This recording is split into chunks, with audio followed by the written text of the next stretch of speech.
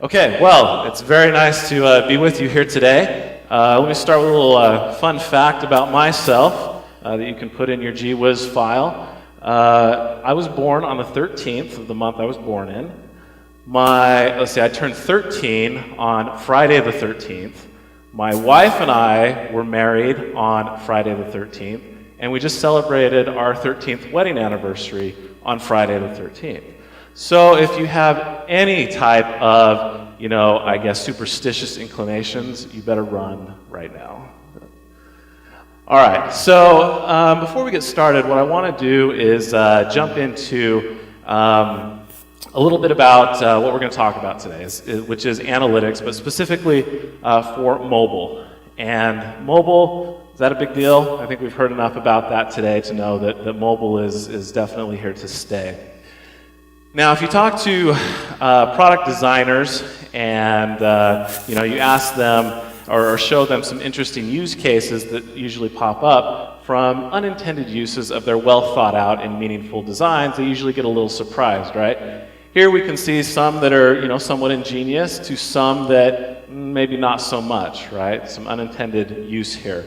And I live in Utah, and where I live, it snows quite a bit. I can almost see the iPad one, I really can. I've gotten credit cards out to chip ice off of my windshield before. This is my favorite one for today, a cooking, I don't even know if I can call it a hack. It just is what it is, right? So sometimes we have, surprises when people use our products. I'm going to argue that, believe it or not, your users may not be using your app exactly like you think they are. And analytics is really the key that unlocks the value and helps you understand what users are doing, really with anything, but again, today we're talking about apps. So what I want to do is just take a couple minutes here and set the stage going forward with our brave new mobile world, right? And just really quickly as I do, maybe just a quick poll of the audience. Think about all the screens that you own or have, TVs, laptops, phones, whatever it might be. How many of you have more than 5 screens in your household? Okay. More than 10? More than 15?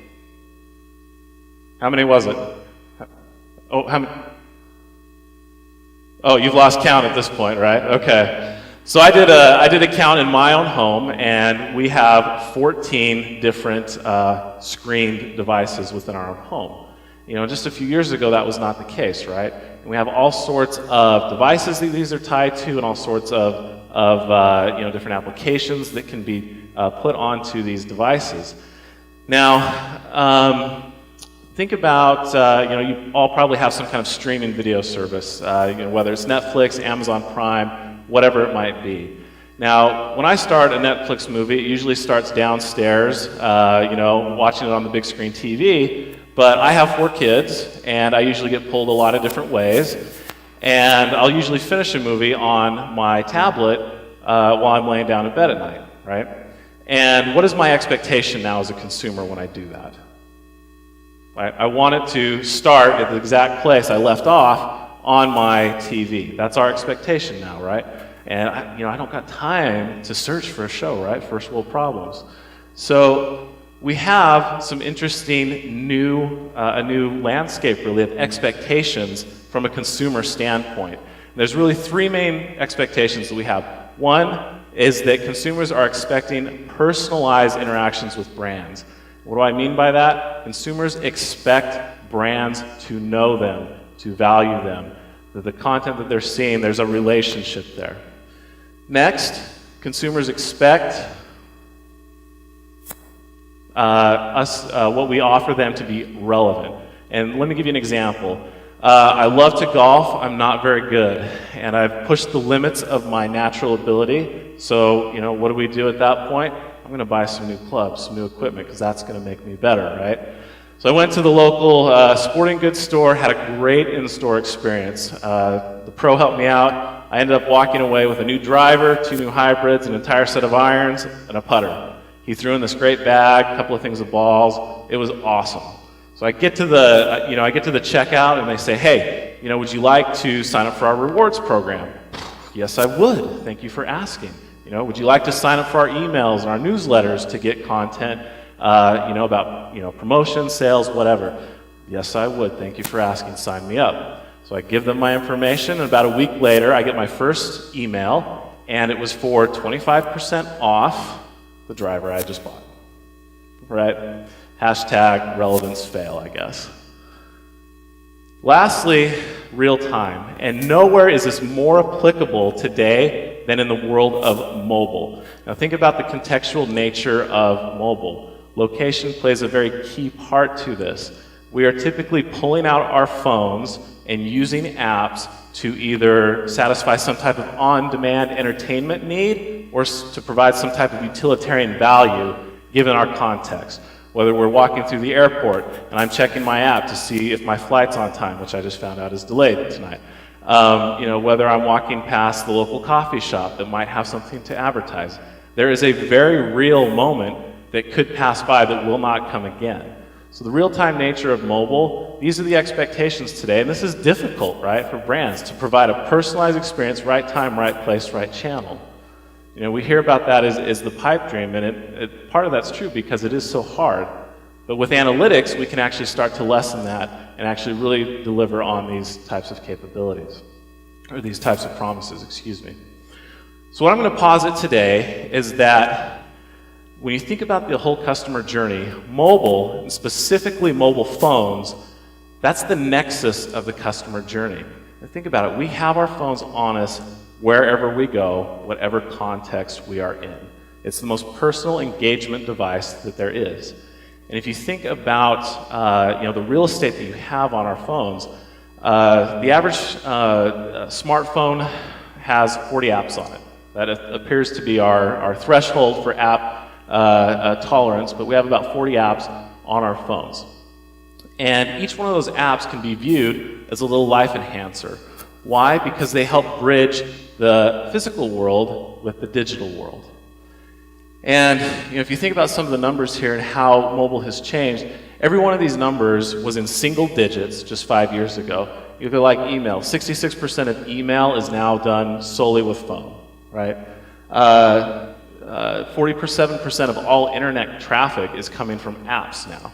Okay, there's some significant volume, and these are year-over-year increases in double digits that get us to these numbers. So you can see that mobile is really a key point for the customer journey.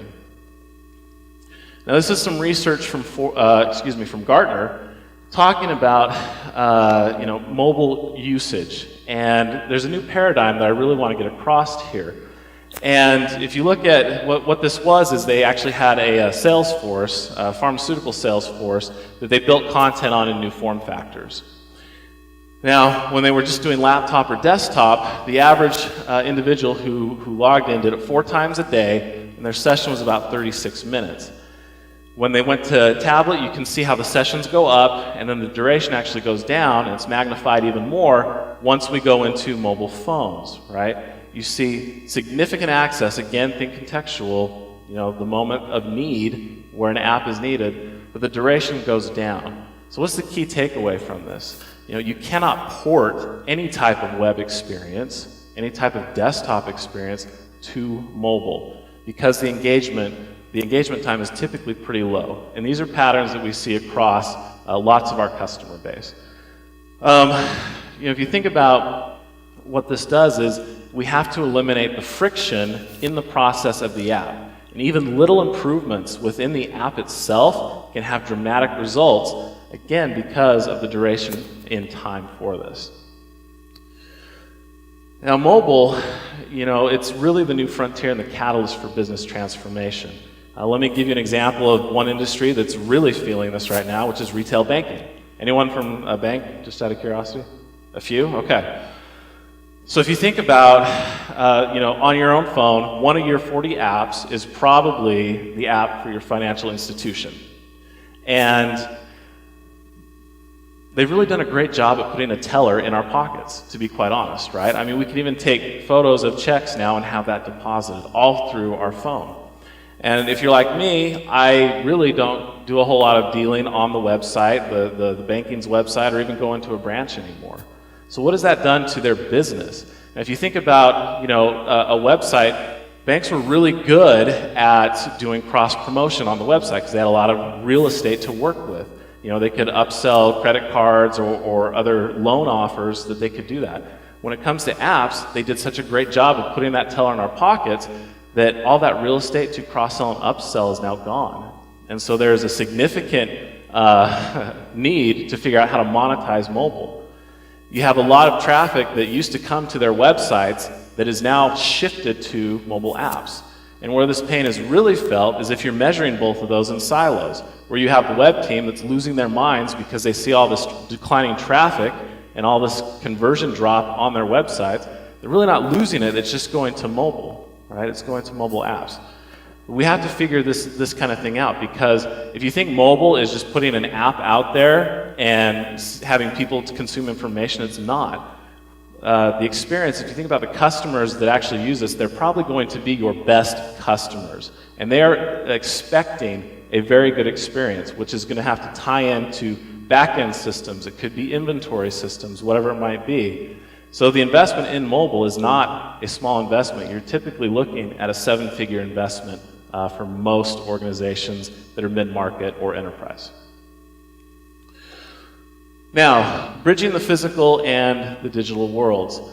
Looks like my fonts didn't quite come over, but with Adobe, I should probably take a step back here. What is the Photoshop company doing here talking to you about digital marketing?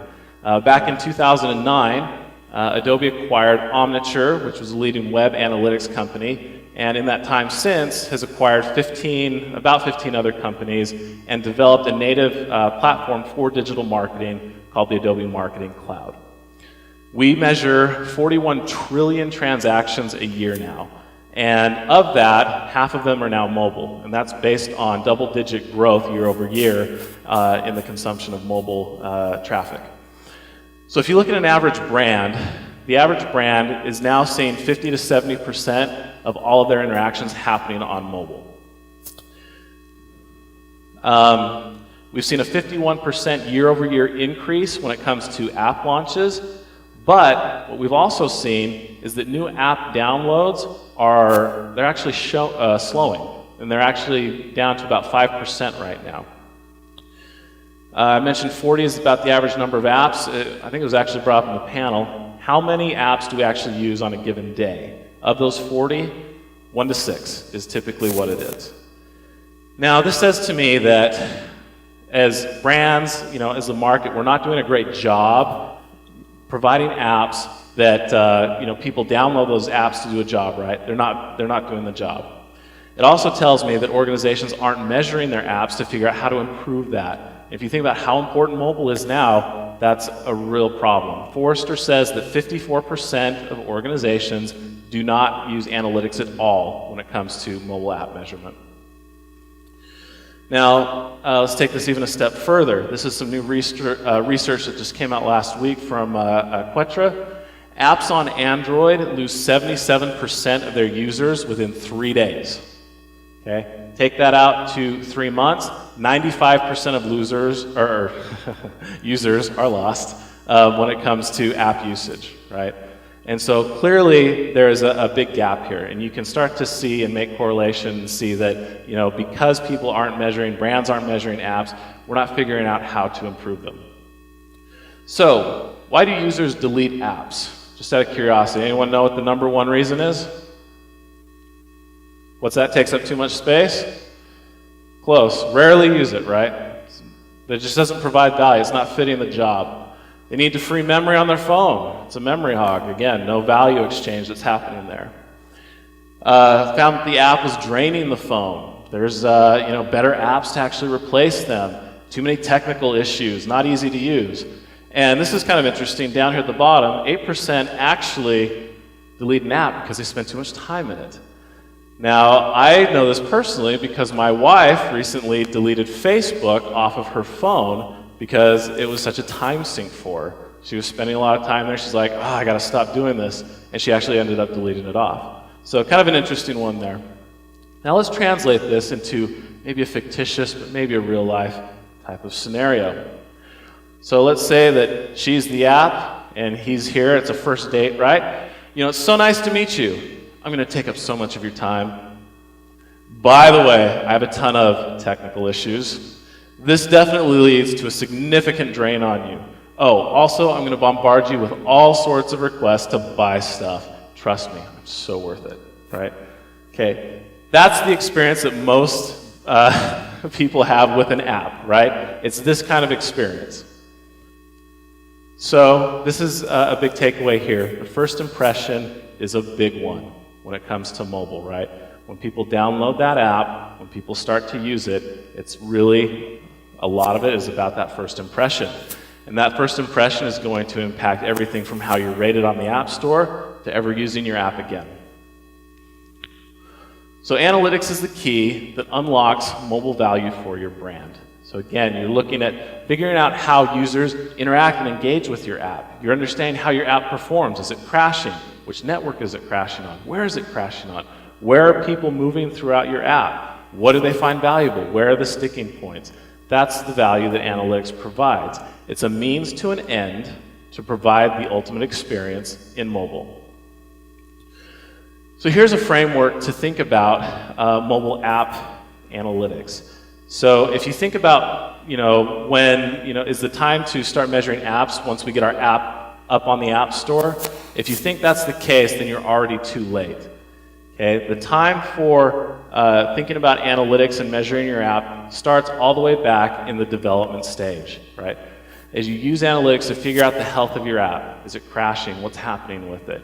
And through your alpha and beta stages, you need to be measuring your apps all the way across so that once it gets to the App Store, it can make a good first impression. So here you can see the main phases when it comes to the mobile app ecosystem, from development all the way to monetization.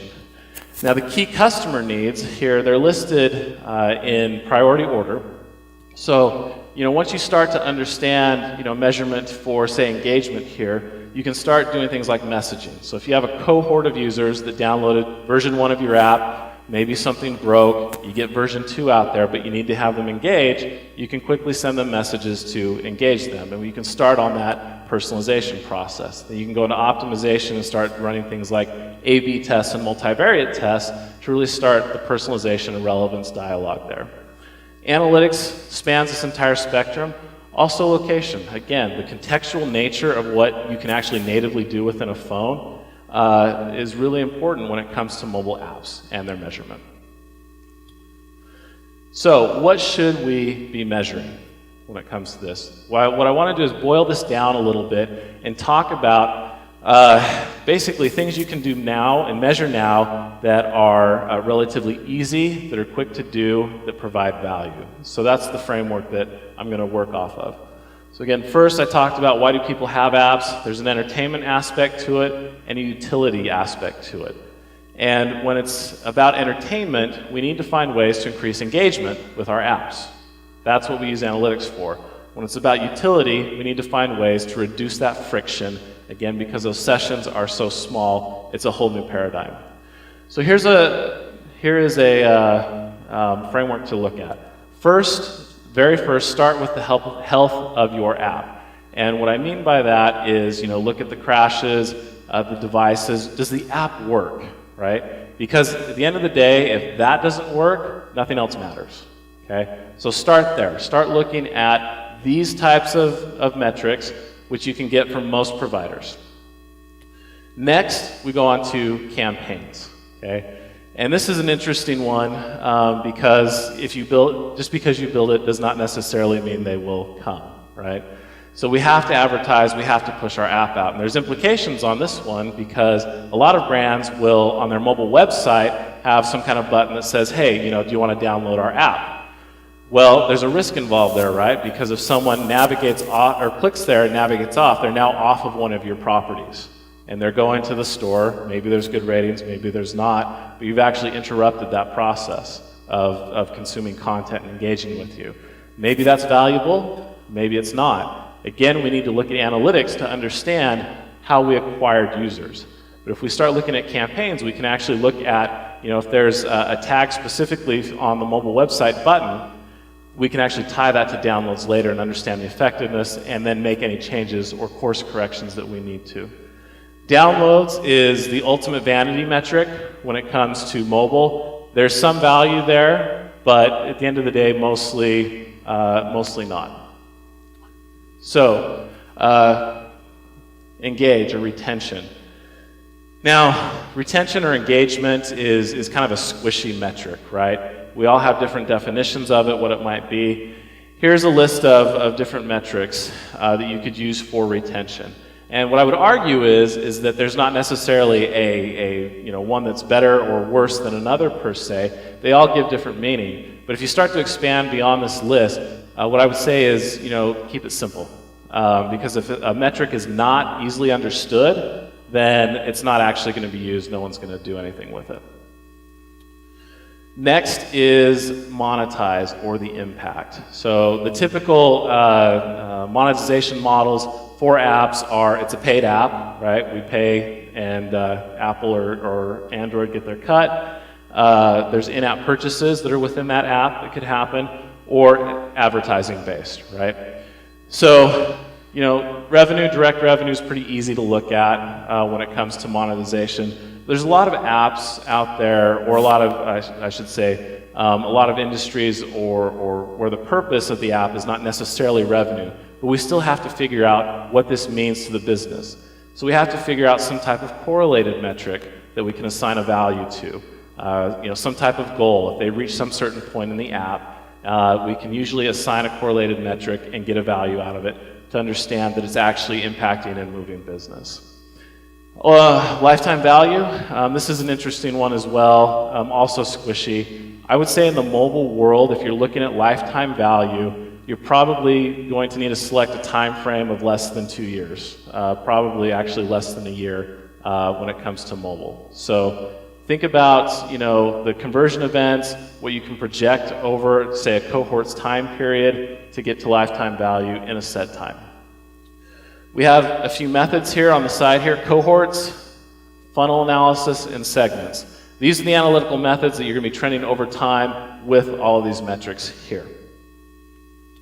All right, so I do want to talk about a few other points before I end today. But what I want to talk about now is that mobile really needs to enhance the physical experience, and it's not something that we need to avoid. So one of the big examples that we hear constantly is showrooming. And showrooming is where we go into a store, handle something, check the price. If it's cheaper on Amazon, we buy it on Amazon, right? So brick and mortar retailers have really been scared to death of the dreaded millennial phase, or folks who come and do this type of behavior. But do they really, right? And I would argue not really. So let me actually walk through an example here. This is data that just came out from retail. 58% of millennials do say they use their mobile device during a shopping experience. But what do they use it for? 43% use it to clip coupons and to browse ads. It's the digital behavior of what a lot of retailers have been doing in newspapers, right? It's no different. What they're trying to do is remove the friction out of that process so that they can just do that as they walk in the store. 29% are using it to consult shopping lists. They use it to, they've got their whole shopping list and start to use it in-store to purchase things. 15% use it to actually talk and text other people to understand, is this the right thing that I'm buying? Am I getting this? Do you have better recommendations for me on this product? And then 41% have said they want offers like coupons sent to their smartphone when they enter a store. So we're talking about location. Could be signaled with something like a beacon, right, that can send and push that offer to them. At the end of the day, they're not looking to necessarily do any showrooming. They're just looking to, again, enhance, bridge that physical with the digital world, right? So let me give you an example of a real-life customer. Of ours. We have a large electronics retailer, and typically they push big screen TVs to get people in the door, right? But the margins on those are either razor thin or non-existent. They actually take a loss on the TV so they can get people into the store. And then, once consumers are in the store, they typically will buy the TV and leave because they get the great experience. Well, what they did is they actually enhanced the app. They used QR codes to offer relevant and pertinent information. So when someone went in and looked at the TV, they could actually scan that thing and it would bring up great recommendations to use with the TV, which they always pushed very fat margin types of products. So it could be like HDMI cords or whatever it was. And they were actually able to increase share of wallet by using apps within the store for people who came to buy and increase their margins profitably at the same time, even while selling their TVs at a loss. So, let's go one more here. Maybe? There we go. Ultimately, experiences matter more than ever. And this is really where you're going to draw competitive advantage from all sorts of other firms. This is the proverbial blue ocean, so to speak, where brands can really drive home a competitive advantage. Again, it's that experience. There's lots of opportunity here to personalize, to make it relevant, and to make it recent. And analytics is the key that really unlocks all of that experience there.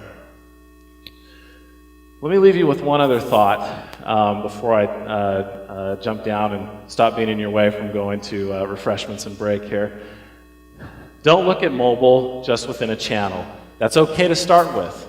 That's, crawl, walk, run, that's totally fine. But the next evolution is to realize that even though mobile is the nexus of the customer journey, it's not the entire customer journey. People still interact with ad networks. They interact on their on websites, all sorts of things. And so it's really critical that we understand cross-device behavior when it comes to mobile. So that's really where the next frontier is. Let me go back to my example with golf. So my daughter plays soccer. She's on a club soccer team. And for anyone who has kids in sports, you know as a parent that anything that will help give your kids the edge, you're all about, right? So I'm sitting at my daughter's soccer games, and I'm usually on my phone as I look and see what gear or recommendations other parents have. And I'm sitting there flipping through this on this retailer's mobile site, but I still get recommendations all based on golf, right? They're not tying my mobile behavior to what I actually did in store a while ago. And I'm a guy, when it comes to my kids, that will open his wallet all day long for something like this. I mean, I don't even know how much opportunity they're potentially missing there when it comes to me with soccer. So again, just an example to think about the multi-channel behavior that happens. Mobile is a key part, the nexus, but not the only part.